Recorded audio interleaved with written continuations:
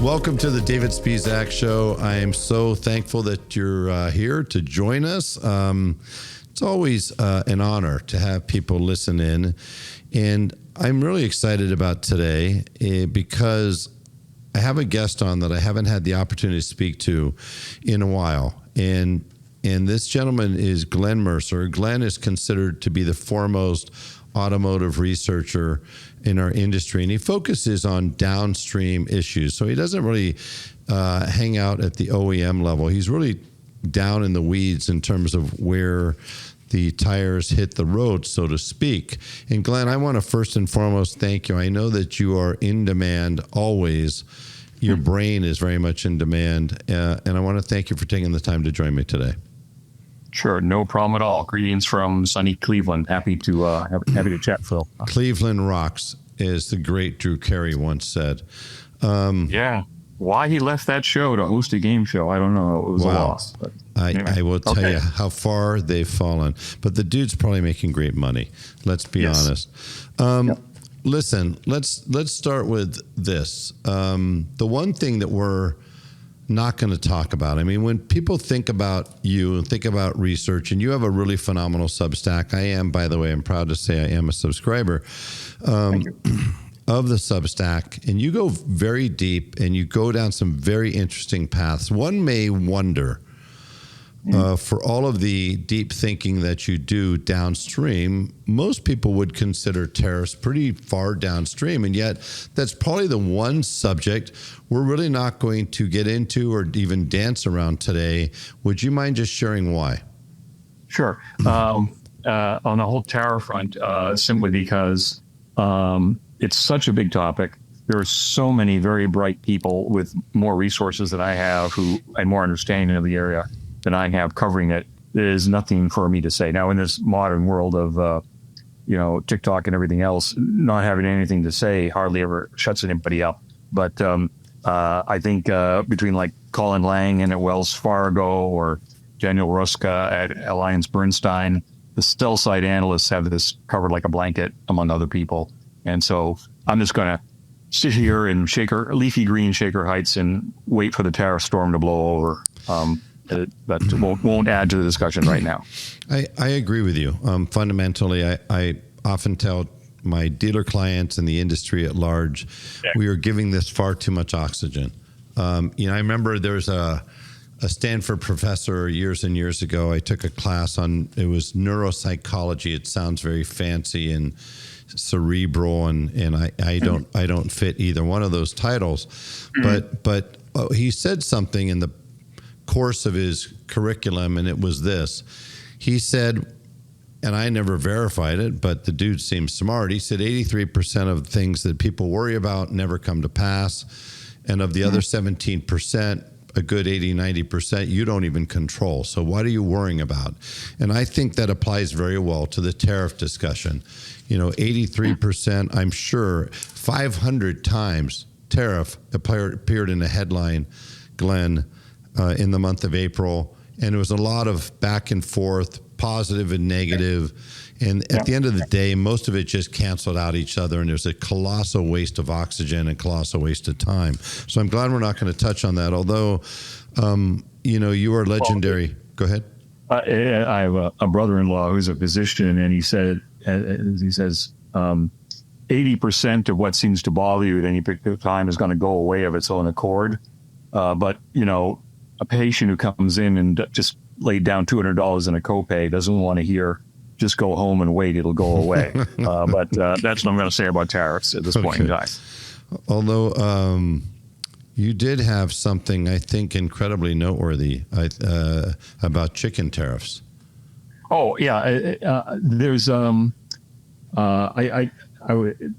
this relates at the intersection of tariffs and the Chinese. And of course, globally, the big talk is the big issue, as it should be, is the incredibly competitive on both innovative products introduced rapidly in rapid product development cycles at very low cost, the Chinese globally. And when it comes to the United States, of course, they're not here yet, and we have built a very tall tariff wall around the country. And At my heart, I'm sort of a frustrated economist, and economists will say, well, eventually economics trumps, verb chosen carefully, politics, that in the long run, money wins out. And so therefore, this tariff wall or trade wall we put around the country to protect ourselves from Chinese competition must go away, because American consumers would be so much better off with access to Chinese cars. And my rejoinder is, well, the chicken tariff just turned, I think, 61. That is back 1964 on the Johnson administration. As I'm sure your listeners know, we're in the midst of a trade spat with Europe. Among other things, we put a 25% tariff on imported pickup trucks. And that has been around for more than half a century, telling me that actually political will can hang in there a long, long time. So that was my comment. I just want to clarify, 25% tariffs that Johnson put on pickup trucks or chicken?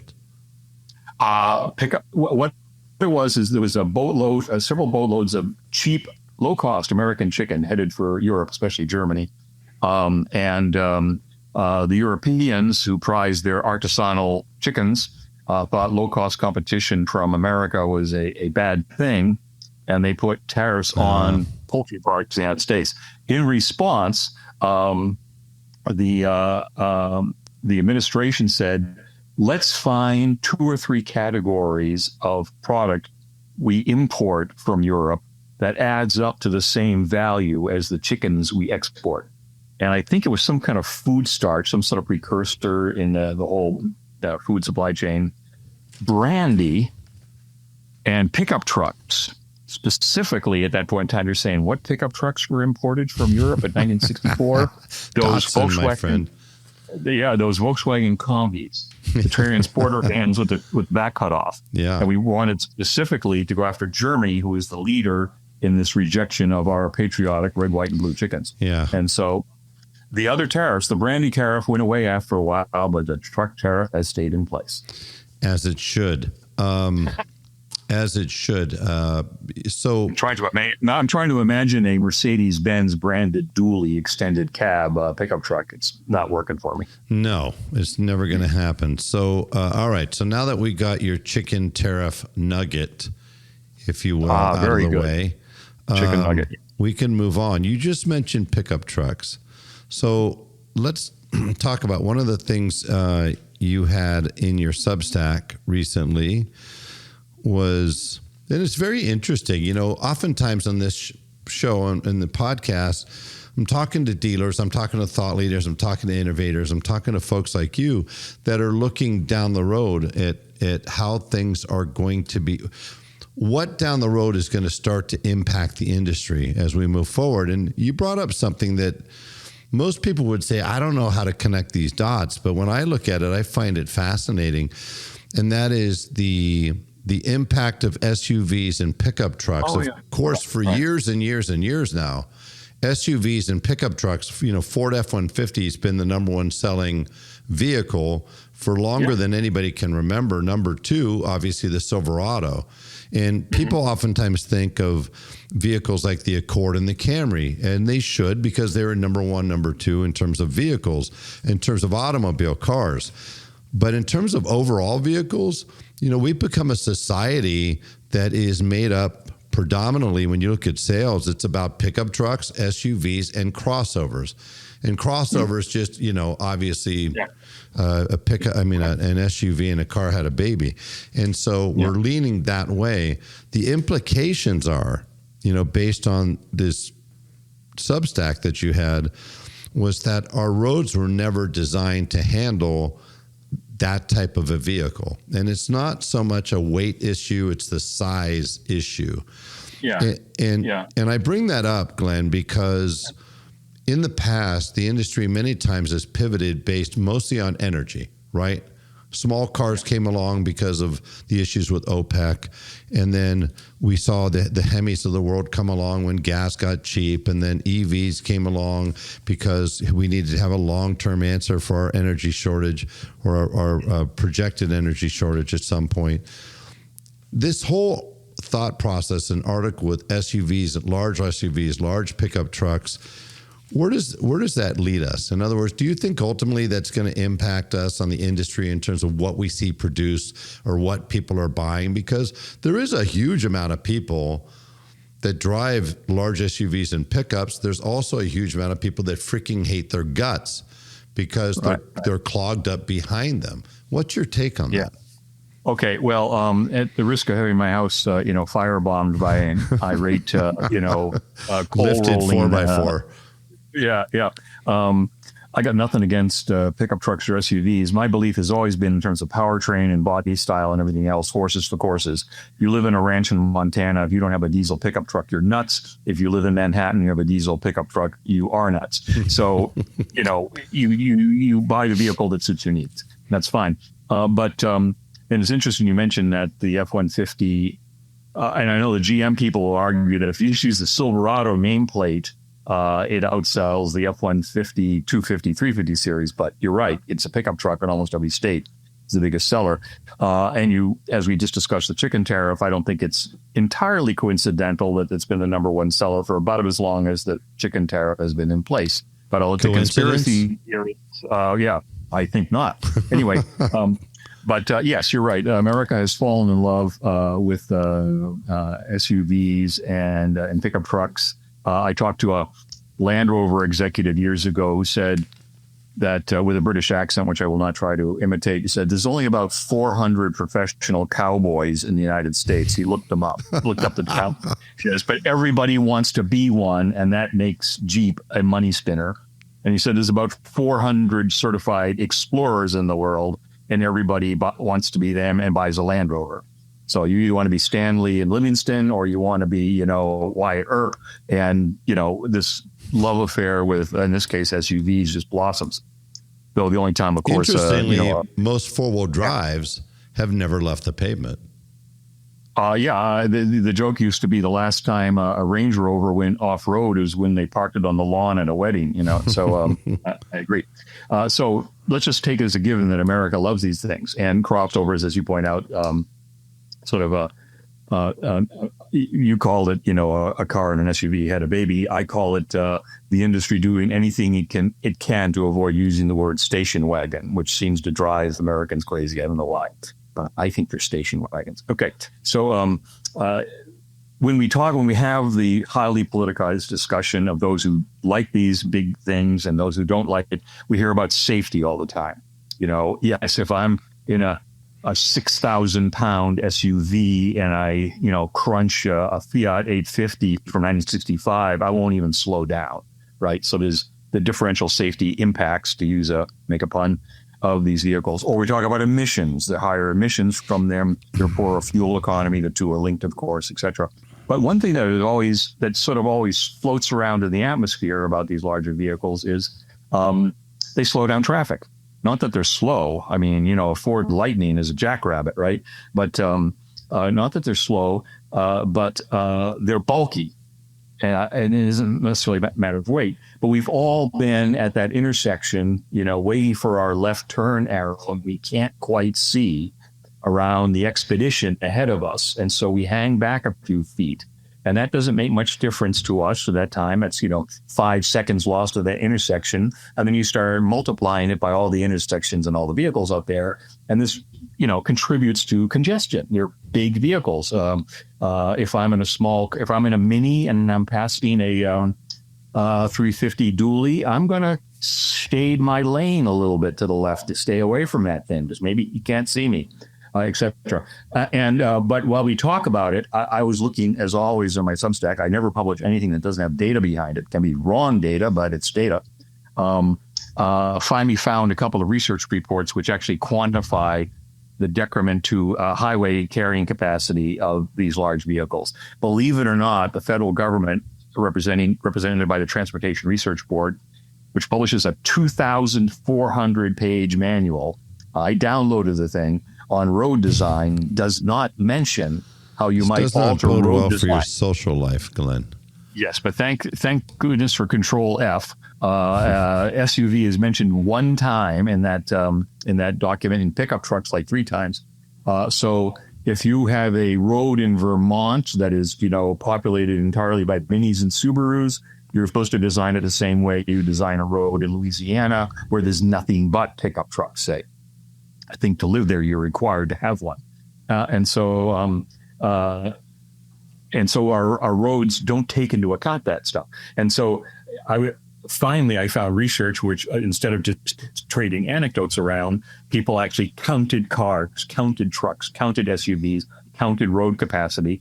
And broadly speaking, if you've got, call it 30 or 40% of the vehicles on your given highway or major trunk road are big SUVs and pickup trucks, you could be knocking down the capacity of that road to carry vehicles by 10, 15, 20% or more. They take up more linear feet. They take up more width. They're harder to see around, so you give them more room. They're intimidating, et cetera, et cetera. Their turning circles tend to be large. And so that was just interesting to think that while we all individually choose these vehicles to meet our own needs, collectively, it does slow down traffic. And we've known this intuitively. If we were all driving Lotus Elans, a highway lane could probably do 2,500 cars per hour. But with these things, it's more like 1,600. And so that's all. I just wanted to point that out. I don't know if that had any impact on American purchasing habits at some point, realizing this is just too big a vehicle for me. I see the impact on individual decisions, mostly in parking lots. As someone with one of these things, trying to manipulate their way through a parking lot that might have been designed in 1970 and just, not being happy. But it was just interesting to find out. So it's just, and again, I'm not being against SUV. I'm not being taking on against SUVs here. It just was good to see the quantification of what this actually does do to traffic flow. It's what's interesting to me about it is, like I said, it's oftentimes, something that's so far beyond the realm of what a normal consumer would have awareness of or be exposed to, that would ultimately dictate what type of products we may see 5, 10, 15 years from now. And I don't know where this leads, but, I looked up the average pickup truck is 240, 250 inches long. The average car, 175. So you're talking about roughly 75 inches difference. Right. And if you could sit there, to your point, and you go, well, geez, who cares? What's the big difference? It's 75 inches. It's 6 feet. Okay, but then if I take that 75-inch difference and I take it times 2,000 vehicles in an hour, because you said that the highway is intended to handle 2,000 cars an hour. Now I got 150,000 inches. If I divide that by 12, I got 12,500 feet. And if I divide that by miles, I got 2.5 miles.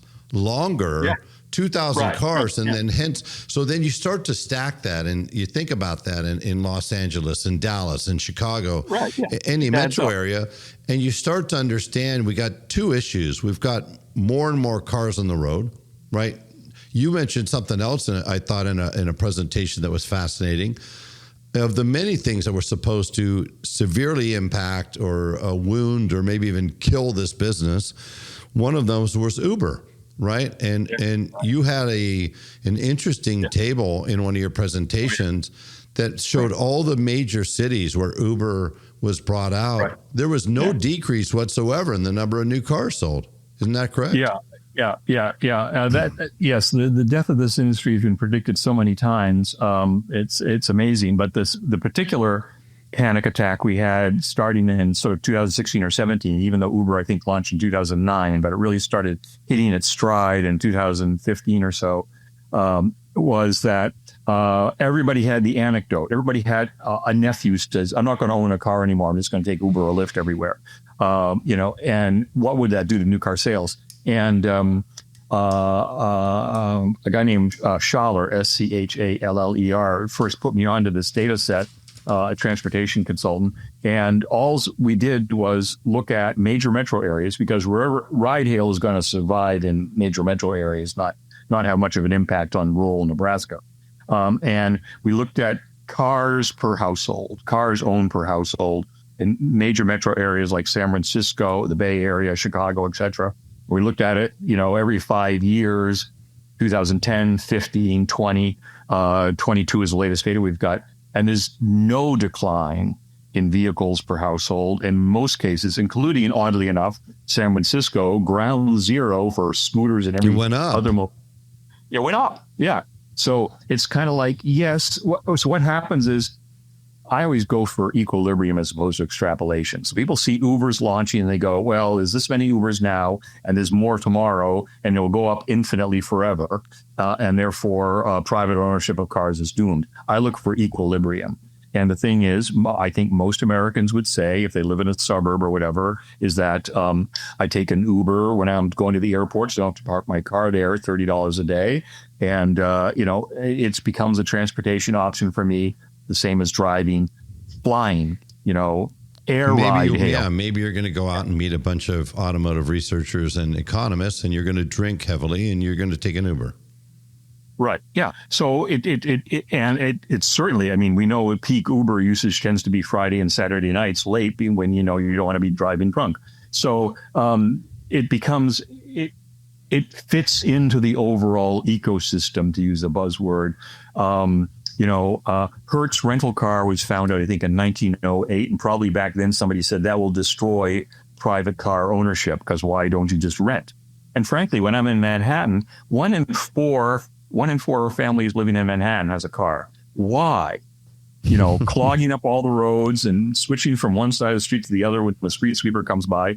But, got to have a car. So it is a very resilient industry. I think we've wandered off the pickup trucks and SUVs a little bit. But, I bring that up because Uber was going to be one of those cars, things. Yeah, right. Peak car is not quite here yet. It is in Europe, and it will have to come eventually in America. I mean, right now, what is the average family owns like 2.2 cars? The joke goes, Europeans buy cars, Americans manage fleets.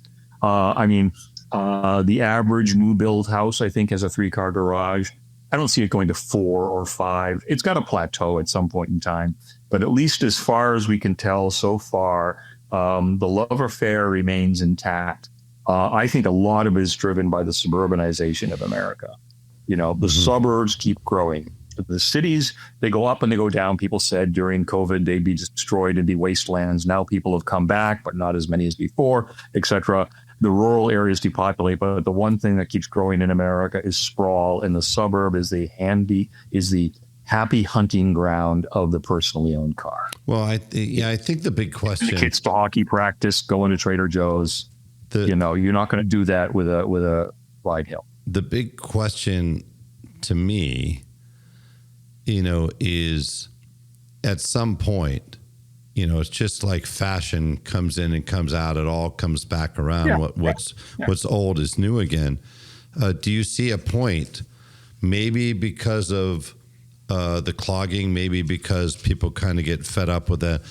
Do you see a point anytime in the near future where the automobile will reappear and start to make a comeback, either as a hybrid or an EV, and you start to see people wander away from the supersized giant pickups and SUVs? Yeah. Well, now I have to project the buying habits of the American people, and as somebody has pointed out, they're not fickle. Oh, no, not at all. But what is it? We spend $35 billion a year on bottled water carry around, when there's a tap for free everywhere, So what the American customer, let me back up. We're all irrational. If we were rational as car buyers, everyone would own a 5-year-old Accord. Like the rational choice, whatever. Yeah. Okay. So given we're irrational, do I think at some point in time people will say these vehicles are just too big and the arms, and I'm not talking about them politically or safety, just saying I don't want something so cavernous. It's hard to see out of. I don't want to have a powered running board so I can get in the thing, etc. My guess is we're probably at peak bulk at this point in time, and people are starting to think, maybe we got to slim down a little bit just for maneuvering in the driveway and, parking, et cetera, et cetera.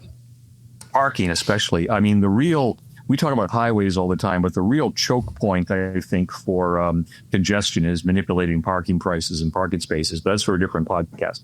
But on the other hand, I don't see us going back to geo metros either. Because a lot of the bulk is added for safety, airbags, crumple zones, and things like that, and indirectly safety. What I mean by that is when I grew up, you sat in the back seat. 10 years later, you sat in the back seat with a seatbelt. 10 years after that, you had a primitive child seat. Have you seen the bulk of the child seats now? Sure. These things are like F-22 fighter pilot seats. Yes. Yeah. And you cannot wrestle that in and out of a Volkswagen Beetle. It's just not going to happen. Yeah. So when I say I think we're going to downsize, my gut feel, not data, not facts, opinions, is we maybe reach peak bulk, is we'll slim down a bit, but I don't think there's any going back to Pintos and Vegas and little 68 Mustangs. Hornets, Pacers. Well, the Mirthmobile, Garth, of course, is the best car ever designed. Enough of that nonsense. Okay, so all right. So as we wander from chicken tariffs to giant SUVs wandering and taking over the earth. I mean, at some point, CAFE also comes into play. So for those that are not familiar with that term, corporate annual fuel economy, basically for all the cars you produce, they have to hit a certain number for fuel economy. Obviously, that was kind of tilted because of EVs, right? And that's really kind of a big part of what pushed EVs. Now, EVs, interestingly, and you've mentioned this at some point in the past, where you look at those early adopters, and you saw so many traditional OEMs start to go down the road to chase Tesla, and possibly because they started to see market share eroding in their segment, partially because maybe they saw the early adopters rushing in, and it turned out you can make an EV that's compelling, that's got interesting performance and great technology. So then everybody runs into that direction, and it seemed like it didn't take but a minute before we hit a saturation point. When we went from early adoption to literally almost like tapping out at 8, 9, 10%. And by the way, it's my assertion. Listen, if 10% of the new cars sold are EVs, honestly, what would that percentage be if dealers needed to make money on every car, at least had to break even, number one. Number two, the OEMs provided no incentives. And number three, there was no $7,500 tax credit. What would the honest to God percentage be? I don't think it'd be 10. I think it'd be 3 or 4% at the max, but I don't know what your take is. Okay. Well, that was that question covered a lot of ground. So let's break it up into 2 parts. One is we'll try to get to an equilibrium market share forecast. But to start off with, from early adoption and excitement to saturation overnight. Tyson Jomini, have you had him on the show? Who is that? Tyson Jomini from JD Power. No. He's the best thinker on this, I think, is that there was the old paradigm. The old paradigm in EV was the batteries are poor, true. The range is very poor. I think the Nissan Leaf in its first generation was sort of like 75 miles. Mm-hmm. And you would buy them because they were green. Short range, poor performance. And so that would be the Nissan Leaf view of the world. You'd sell these as urban runabouts. Every year they get a little better, but you come up from below. And whatever one could say about Elon Musk, it was genius to come in from above. To say, I'm going to launch with the Model S. It's going to be fast as stink, pretty luxurious, and you will not have to give up, and range is going to be pretty good, not great, but pretty good. So you'll have to give up almost nothing, and yet you're good to be green. So you don't have to put on the hair shirt of a Nissan Leaf and hope you're going to make it home to work home from work that night. You can go real fast and be very cool. Okay, so all the automotive industry CEOs, and I don't want to use the word lemming, but I just did, said that must be the way to go. Forget the up from below, come in from above, and everybody launches, an expensive Mercedes EQS or yeah, exactly. And you're right. And so we launched all these expensive EVs and clogged up the premium segment between Mercedes and BMW, et cetera, and Tesla, which clogged up the segment, destroyed profitability in the segment. Tesla had to slash prices like crazy themselves and gave the public the image that these things are expensive. Okay. So I think that's sort of behind that sort of running into sand. And now, of course, we're digging ourselves back out. GM, which had gotten rid of Bolt because that was up from below and cheap, said maybe that was premature. Maybe we should come up from below. And so now we're thinking about affordable EVs that are longer range. The thing is, I don't know if you've noticed this. I presume you have, but when EVs were first kind of launched, people talked about how you would save money with an EV. You don't hear that much anymore about that, and that's because, in my view, is that the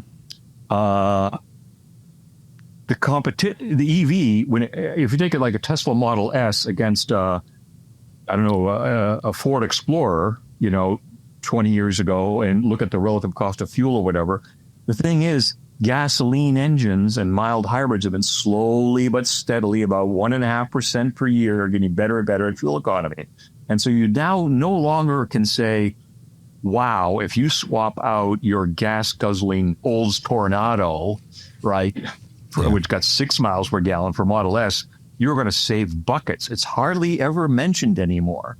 So I think that has blunted also EV growth, and that I cannot with a straight face say to somebody, you will save money on fuel. You should save money on repair and maintenance, over time, but these cars tend to be loaded with ADAS features, and they tend to go wrong. And there's a lot of recall resale work. Is not spectacular. Resale's not spectacular, to say the least. You're very kind. And if you, heaven forbid, you crash the thing, it's much more expensive to get it repaired. And longer. Right, exactly. And so, it's sort of one of the reasons for EV growth in the past was fuel economy. I don't think that matters much to people anymore as much. And people complain about it, of course, all the time. But I don't think it matters as much. I think now for the average sort of, say, $30,000 or $32,000 car bought by, say, a couple in their early 20s, their annual insurance bill will be greater than their fuel bill. So, gasoline is saving the gasoline is not the driver it used to be. Anyway, so where are we now? So where are we to go in the future? I think I mentioned the phrase already, horses for courses. And that is one thing that plagues us in America is the sports metaphor. For me to win, you must lose. If you win, I lose. So therefore, we have set up this false struggle between EV and ICE. Green polar bear saving people versus brown tobacco chewing, real cowboys kind of thing. I don't see it that way at all. If I'm on a ranch in Montana, I got a diesel truck because I need a diesel truck. If I am foolish enough to have a car in Midtown Manhattan, an electric Smart would be a really good idea. If I'm in a suburb and not really driving very much over time, a hybrid is great. If I'd have to take periodic long-range trips, that Prius Prime hybrid, 50 miles per gallon of gasoline and then 40 or 50 miles on electricity, you can make a long trip without fear. And, so in my view, all these things sort out. I'll declare into their own niches where they make the most sense. My personal bias is I think the plug-in hybrid is the ideal solution, generally speaking, not just because of its performance characteristics, which is, I have a Prius Prime hybrid and we filled it up 3 times this year, Wow. whatever, but we can go anywhere we want, when no it's time range to go. anxiety. No range anxiety. But the other reason, so let me put my green hat on, take off the red hat and put on the green hat, is a high spec, high range EV has a very large battery. A PHEV has a much smaller battery. a high spec, say 350 mile range EV, which drives only 40 miles per day, is spending all day long hauling around an extremely heavy boat anchor of a battery that it hardly needs. So if you want the green argument for PHEVs, in my view, it is, as one wit said years ago, Greg, we've gone from ICE to EV, we've gone from drilling to digging. Yeah. Instead of drilling for oil, now we're digging up cobalt and stuff like that. A PHEV will use like 1/7 of the minerals of a high spec EV and isn't carrying around literally half a ton of unused battery all the time. It's really inefficient. So, and it uses many more minerals and raw materials to make that BEV. So I like PHEVs both from the demand side. They meet my needs better, no range anxiety, but I can be as green as I want 6 days out of 7. And on the supply side, I am not clawing up as much stuff and then carrying it around like a trunk full of iron ore for no particular reason. So sorry, that was quite a rant. I have to take my medication now. That was a rant that fulfilled my quota of rants for this week. I have more, but that was a good one. But here's where I want you to land, and I don't disagree with. I will just say something real quick that interesting.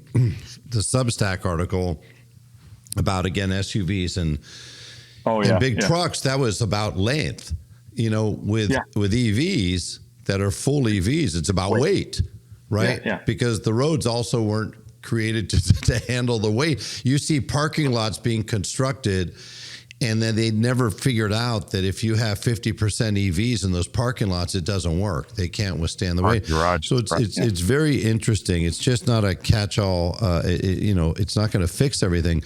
But that's one thing I love about the automotive industry is the second, third, and fourth order effects are unpredictable and go in so many different ways. Unintended consequences. Right. So where do where do you think we land on EVs? Is 10-15% kind of the top?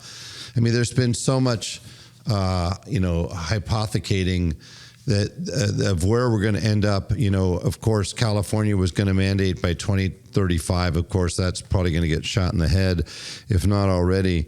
And it was a completely unreasonable expectation. If you look at our energy grid, we can't even handle 50% of the cars being EVs out there. But is there a future in the next 10, 20 years where you see 25%? California is already 25%, but you've got states that aren't even 5%, 3%. So is the industry going to head in a direction ultimately, in your opinion, right, Glenn, where we land? Where do we flatline? Is it 15? Is it 20? Is it 25? Yeah, where is equilibrium, to use my favorite word? So call it early 2030s. That would be far enough out that nobody will come and shoot me when they realize how wrong I was. Call it 2032 or something like that.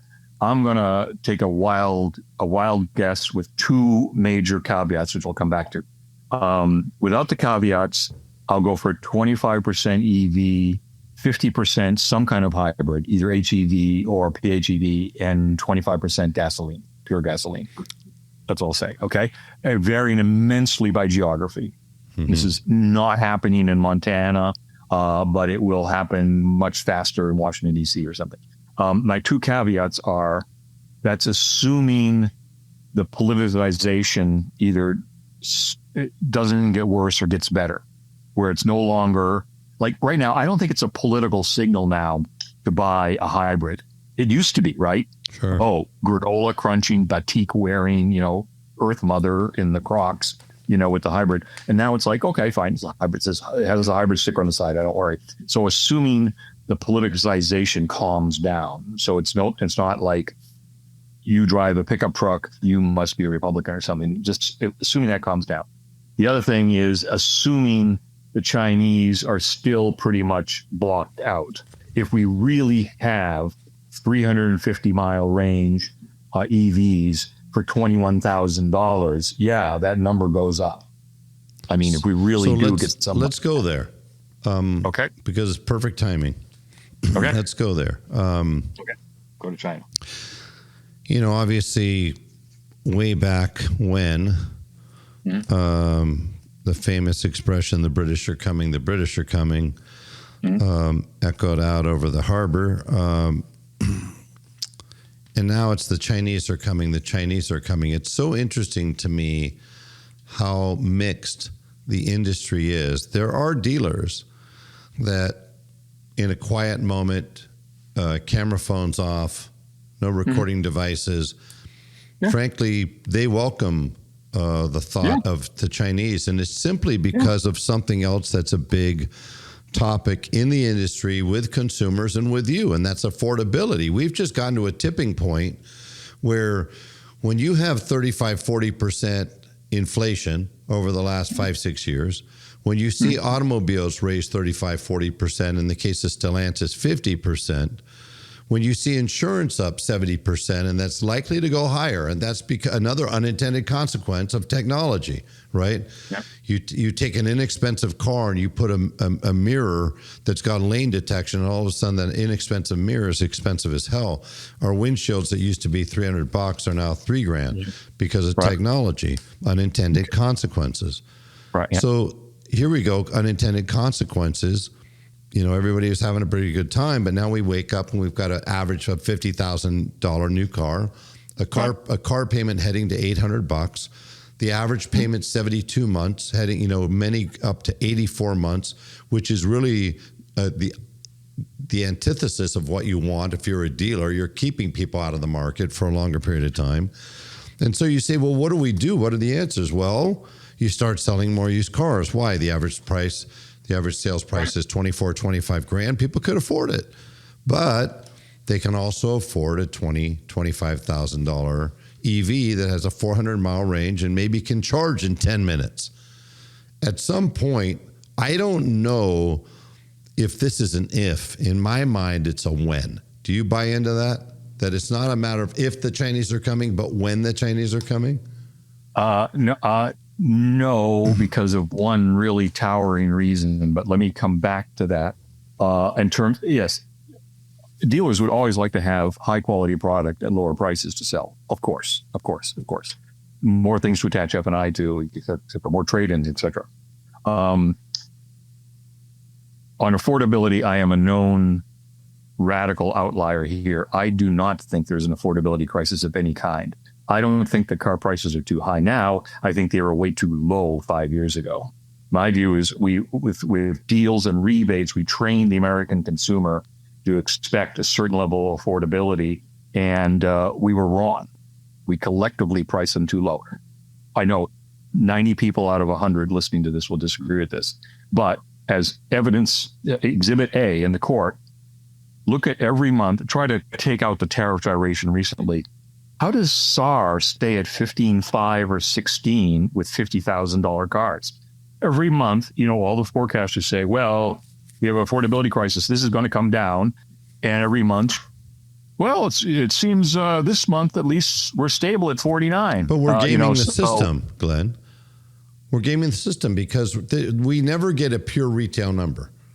My contention, my challenge is give me a SAR that is purely retail to consumer and show me that year over year after year. You're going to see radically different numbers, in my opinion. First of all, you got fleet, commercial, rental, and you have this gamification on numbers that is driven by loaner cars, where every manufacturer from Fiat to Ferrari, seemingly has loaner cars.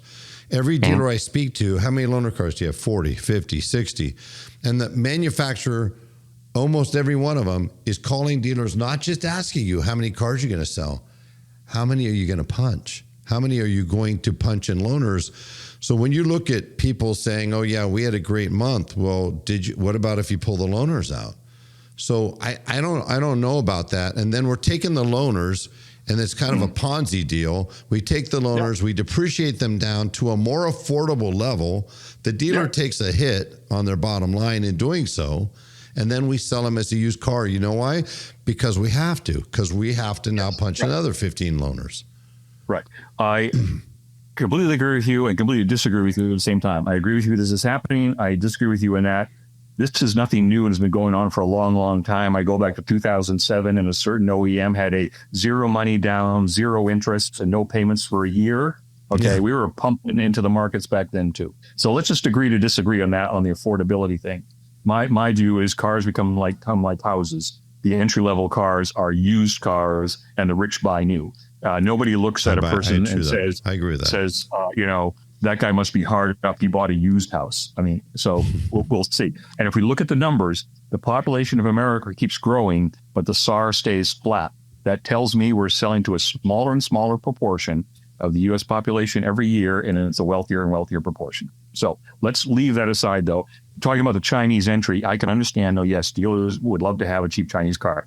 A couple of comments. One is, we've seen this rodeo before with the Japanese and the Japanese panic, Nakatomi Plaza, okay? We've seen it with the Koreans. If Americans and the pseudo-Americans are half domiciled here or not, and the Europeans get their act together, we can figure this out, either with JVs, sign up, partner with BYD and distribute their cars and split the profits down the middle. GM, Toyota, Numi, GM, Isuzu, Ford, Mazda, Chrysler, Mitsubishi, partnering. We can also get our act together and invent new low-cost cars. I go to Europe and like that Renault Dacia and that Duster, which they cost reduced like crazy and fought back with. So, seen the rodeo before. This is a harder event than before. Certainly, the Chinese have this enormous lead. I totally agree. The thing is, the big towering issue, which I think sweeps the board, is geopolitics. Neither Japan nor Korea were making noises about invading Taiwan. And that's a big deal. It's a very big deal. And we all live in a world post the Israeli detonation of 2,000 pagers.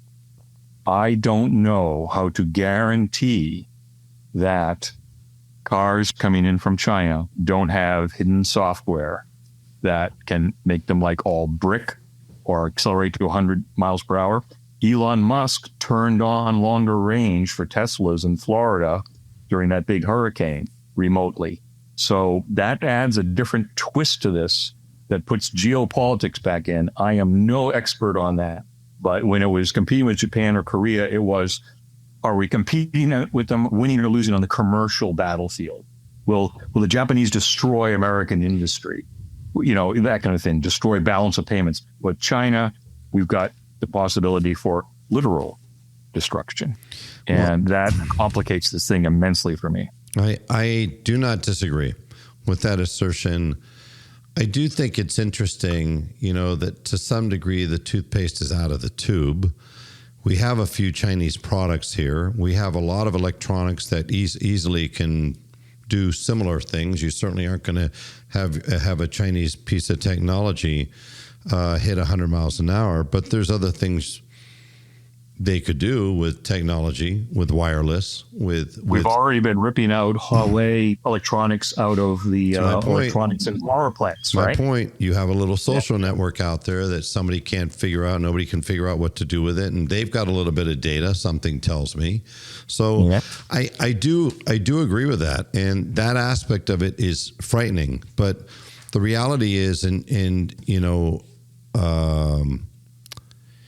you've got China in a point, partially because some could say we abdicated our position or responsibility when it came to production, where we put them in position to where they today produce 50% of the vehicles, new cars in the world, 50% out of one country. And by 2030, that number goes to 75%. You put them in position where they have 85% of the battery production, 92% of battery with mineral, rare earth. With rare earth minerals, and with the what do you call it, Glenn? Where you have to process the minerals to be able to make. So even if we start digging around here and we find more and more nickel and other those rare earth minerals to get batteries, you still got to have a process back there. I mean, at this point, again, I remember another presentation you did where basically jumped out of the proverbial frying pan into the skillet because, hey, let's get away from OPEC.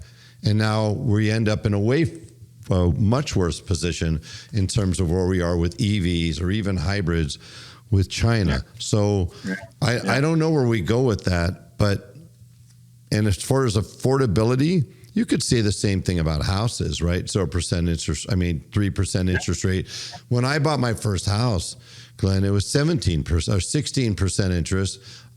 My VA benefit was 12.9%. VA benefit, 12.9% on a house. So, I think that people under the age of 40, 45 have operated under a different set of economic circumstances, some of which I think for a decade was pretty similar to a game show where, if you could fog a mirror, you could get credit. You're going to have a $300 car payment. The OEMs are going to throw $6,000 or $5,000 in incentives that was going to subsidize your purchase. And you walked away with a $300 payment on a payment, to your point, that should have been $600 back then. Well, so I get where you're coming from. I don't disagree with it fundamentally. All I'm saying today is the reality is when you look at the cost of living, when you look at inflation, when you look at insurance, gas has calmed down. But when you say what percentage of the average household income in 2019 could buy a new car? All of them. All of them. 13 vehicles under 20 grand MSRP, low interest, and subsidized deals. Today, what percentage of the household income, by the way, the average household income's gone up a stellar $2,000 or so in that period of time. What percentage of them can buy a new car today? Less than 50%. So to your point, we've bifurcated the market. Does that infer an affordability problem? I think you can look at it either way. I get it. Yeah. What's the average age of a new car buyer? 58 or something at this point in time? Because only their retirees are wealthy enough to afford them. I agree. There is a crisis and there is not a crisis. So there is an affordability crisis in that there is not an affordability crisis in that I look at, leaving aside tariffs and things like this, SARS hanging in there. It's amazing. 15.5 or so at $50,000. On the other hand, there is an affordability crisis. The last time we hit 17 million was in the year 2000. We had probably 40 million fewer people. So if we had the same relative affordability today as we did back then, we'd probably be at 18, 19, 20. That's my point. Right. So, but I'm saying from the point of view of the dealers, because you brought the dealers in here, if I'm a dealer, I don't care about what sales I never got. I want to know how much money I'm making today. And, the SAR is one thing. So rant number 14, and then I'll shut up. Rant number 14, I mentioned this in my Substack several times, is this industry is nuts because we can count victories and losses on units. This is like Walmart saying, we sold 40 million pairs of socks last week. Nobody cares. What's your revenue? So when you multiply 15.5 million by $50,000, you get a much bigger number than multiplying 17 million times 30,000. But in our industry, that's a loss because it's fewer units. I'm saying I would rather have more revenue. Thank you, please. Right. So, so for dealers, what's the average NADA member is now 75 million in revenue. Yeah, would it be higher if they had more cheap cars to sell? Yeah, but so why don't we wrap this up and say there is and is not an affordability crisis. It depends which end of the telescope you look through. And then as far as letting the Chinese goes, if we wrap up with where we started with the chicken tariff pretty much guaranteed very high profits on pickup trucks and SUVs derived from them for the Detroit 3, which meant we followed that trail. More than 100% of Ford's profit is from F-150, as you know, and that left the door open for somebody to come in with cheap cars. And first the Japanese did it, then the Koreans did it, pretty much finished it off, and now the Chinese are trying to do it. So it all comes back to the chicken tariff. So wait a minute, hold on. I can't let you go. 2-page regulation, just 2 pages. And look what it's done. As we wrap up, so is it your prediction in the next 5 years that we see one way or another, that we see a Chinese vehicle being sold here either through a JV, a partnership, or BYD's coming to town? Is that If you will, if it's via partnership, yes. otherwise you say no? I say no. If it's not a partnership, is there ever a likelihood that you see Chinese manufacturers coming here in the franchise system, not direct to consumer, franchise system? Well, they'd be idiots not to use the franchise system, because if they want But I'm rapid saying if they're distribution- coming in the franchise system, is there a point where somebody's going to relent and say, come on, I got to have these cheap cars?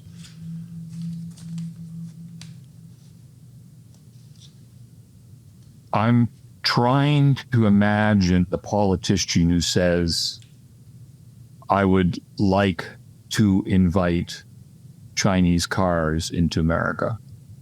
I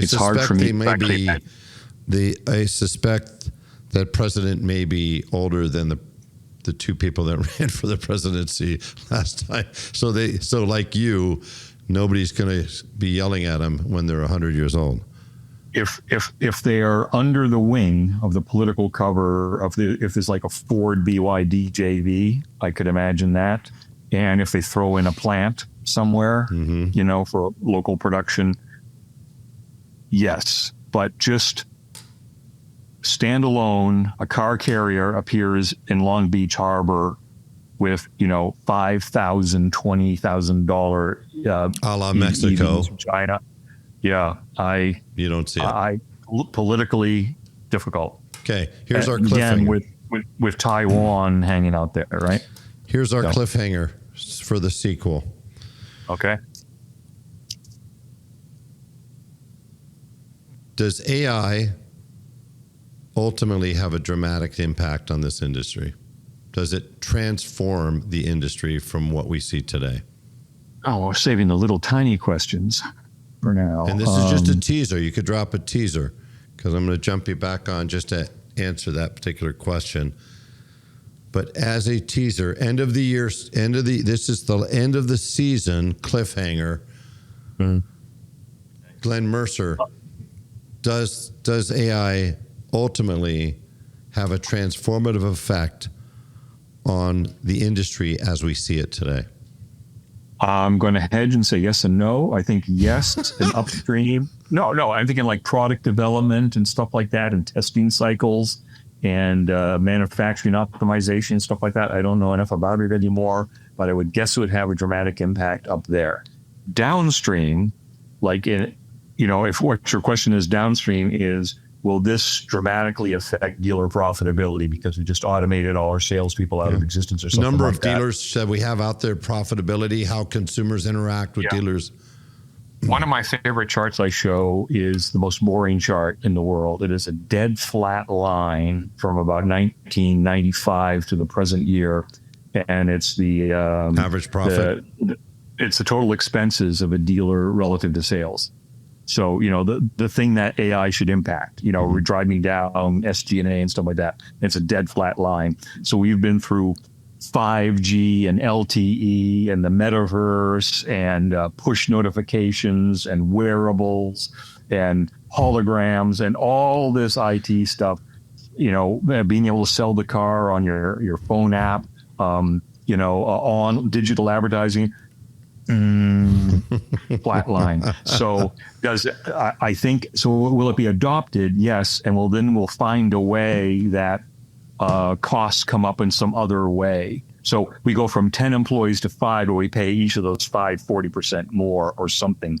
So just looking, I'm not going to forecast the impact of AI other than to say all the other things that IT has offered us since 2000 have been good and have been adopted and haven't moved the bottom line. So somebody has to tell me why in AI it will be different. It may be different, but I just go from recent history, nothing happens. And on that note, that's a pretty good cliffhanger. More to come. Glenn Mercer, thank you for taking the time. It's always a fascinating conversation. I had no idea that we were going to cover so much ground, from chickens to a 2,400-page design manual for highways to EVs. The Chinese are coming, and affordability, and so much more. Thank you. I appreciate it. You do have a brain like no other. And you are absolutely the best of the best in our industry as a researcher. So somebody chased down, how do they find you in your Substack? Oh, it's just glennmercer.substack.com, I guess. Okay, so it's two N's in Glenn. So anybody listening, go to davidspisak.com. I'll put a link in there. I'll make sure that we have a link to Glenn's Substack. I highly advise, if you are in this industry, fascinated by this industry, and want to learn more, please check out his Substack. You could also learn how to car charts, because each post has at least one factual chart in it. So it's not more opinions, it's facts, car charts. I love it. That's what it is. And it's worth every penny a subscription costs. You're damn right. As a subscriber, I will tell you, I'm a very happy subscriber. Yes. Free is easy. Thank you for taking the time to listen. As always, please share this out to anybody that you know is also, like you, fascinated by this industry and would love to hear some of the musings of the one and only Glenn Mercer. Please take the time also to leave a review. It could be good, bad, or ugly. It could comment on anything. And I read them all, and I really do appreciate them. I thank you for taking the time to join me. And Glenn, you are truly like no other. Look forward to seeing you next time on the David Spisak Show. Thanks so much. See you next time.